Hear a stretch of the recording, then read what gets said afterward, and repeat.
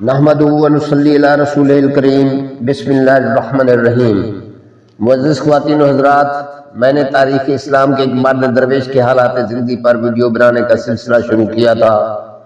ان کی ابتدائی زندگی سے مسرد خلافت پر متمکن ہونے تک کے حالات ہم جان چکے ہیں۔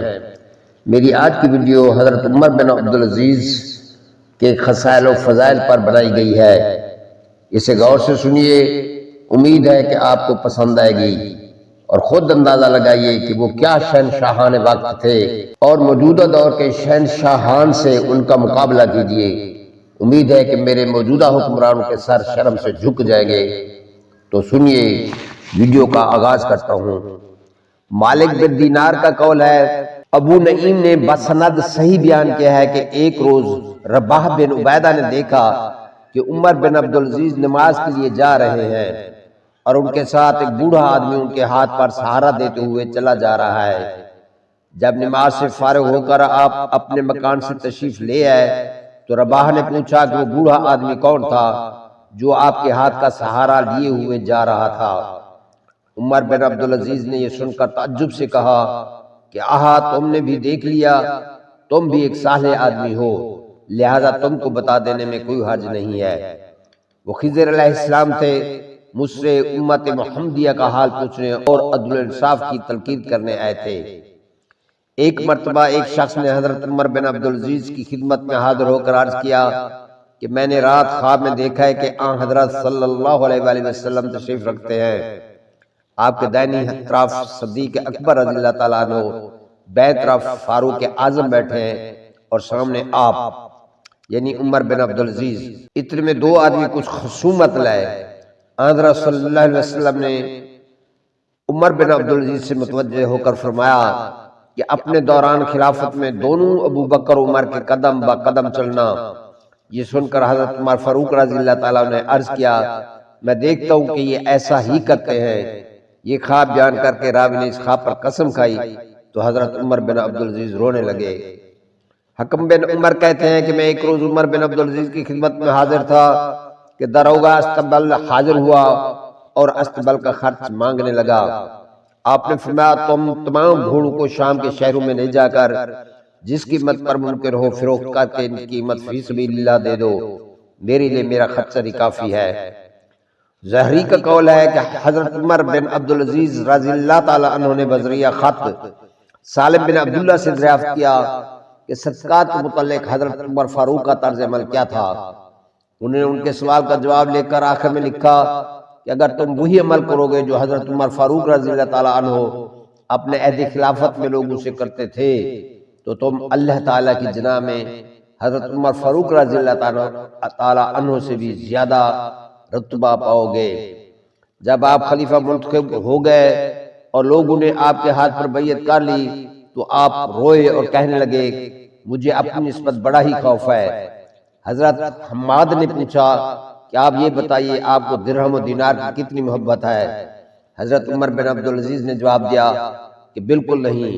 حماد نے کہا، پھر آپ کیوں گھبراتے ہیں؟ اللہ تعالیٰ ضرور آپ کی مدد کرے گا۔ خلیفہ بن سعید بن عاص نے حضرت عمر بن عبدالعزیز سے کہا، آپ سے پہلے جتنے خلیفہ ہوئے وہ ہمیں انعامات دیا کرتے تھے، مگر آپ نے خلیفہ ہو کر وہ سب روک دیے۔ میرے پاس کچھ جاگیر بھی ہے، اگر آپ حکم دیں تو میں اس میں سے اس قدر لے لیا کروں کہ میرے عیال کو کافی ہو۔ آپ نے فرمایا کہ جو کچھ تم مشقت سے حاصل کرو وہ تمہارا مال ہے۔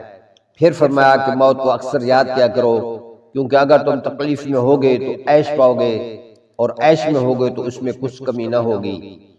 بعض اعمال نے آپ کو لکھا کہ ہمارے شہر میں قلعوں اور راستوں کی مرمت ہونی چاہیے، لہذا امیر المومنین ہمیں کچھ اقبال عطا فرمائیں کہ ہم آبادی مرمت کی کوشش کریں۔ آپ نے جواب میں لکھا کہ اس خط کے پڑھتے ہی تم اس شہر میں عدل قائم کر کے قلعے بنا لو اور ان کے راستوں کو ظلم سے دور کر کے پاک کرو، پس یہ مرمت ہے۔ ابراہیم سکونی کا قول ہے کہ حضرت عمر بن عبدالعزیز فرمایا کرتے تھے کہ جب سے مجھے یہ معلوم ہوا ہے جھوٹ بولنا عیب ہے، میں نے کبھی جھوٹ نہیں بولا۔ وہب بن منبع کہتے ہیں، اگر اس امت میں کوئی مہدی ہونے والا ہے تو وہ عمر بن عبدالعزیز ہیں۔ محمد بن فصالہ کہتے ہیں کہ عبداللہ بن عمر بن عبدالعزیز ایک راہب کے پاس سے گزرے جو ایک جزیرہ میں رہتا تھا۔ وہ راہب ان کو دیکھ کر ان کے پاس چلا آیا، حالانکہ وہ کبھی کسی کے پاس نہیں آیا تھا، اور ان سے کہنے لگا کہ تم کو معلوم ہے کہ میں تمہارے پاس کیوں چلا آیا؟ انہوں نے کہا کہ نہیں۔ راہب نے کہا کہ محض اس لیے کہ تم ایک امام عادل کے بیٹے ہو۔ مالک بن دینار کہتے ہیں کہ جب عمر بن عبدالعزیز خلیفہ ہوئے تو چرواہے تعجب سے دریافت کرنے لگے کہ یہ کون شخص خلیفہ ہوا ہے کہ بھیڑیے ہماری بکریوں کو آپ کچھ نقصان نہیں پہنچاتے۔ موسیٰ بن عین کہتے ہیں کہ ہم کرمان میں بکریاں چرایا کرتے تھے، بھیڑیے ہماری بکریوں کے ساتھ چلتے پھرتے رہتے تھے اور بکریوں کو نقصان نہ پہنچاتے تھے۔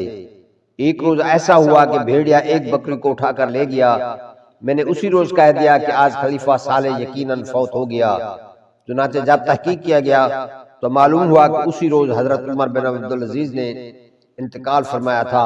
ولید بن مسلم کا قول ہے کہ ایک باشندہ خراسان نے خواب میں دیکھا کہ کوئی اس سے کہتا ہے کہ جب بنو امیہ کا ایک داغدار آدمی خلیفہ ہو تو فوراً اس کی بیعت کر لینا۔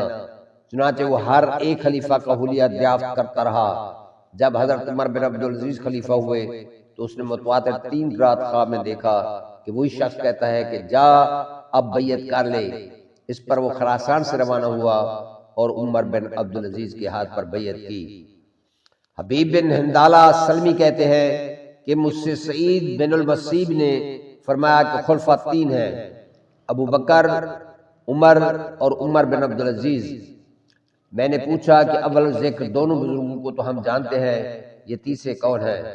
انہوں نے فرمایا کہ اگر تم زندہ رہے تو معلوم ہی کر لو گے، اور اگر مر گئے تو وہ تمہارے بعد ہوں گے۔ ابن مسیب کا انتقال حضرت عمر بن عبدالعزیز کی خلافت سے پہلے ہو چکا تھا۔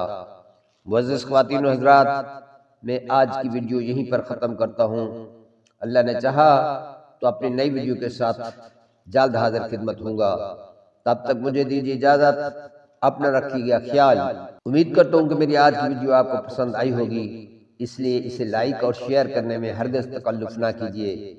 میرے جن احباب نے میرے چینل بانگ جرس کو ابھی تک سبسکرائب نہیں کیا، ان سے ایک بار پھر گزارش ہے کہ وہ میرے چینل کو سبسکرائب کر دیں تاکہ آنے والی ہر نئی ویڈیو کا نوٹیفیکیشن ان کو پہنچتا رہے۔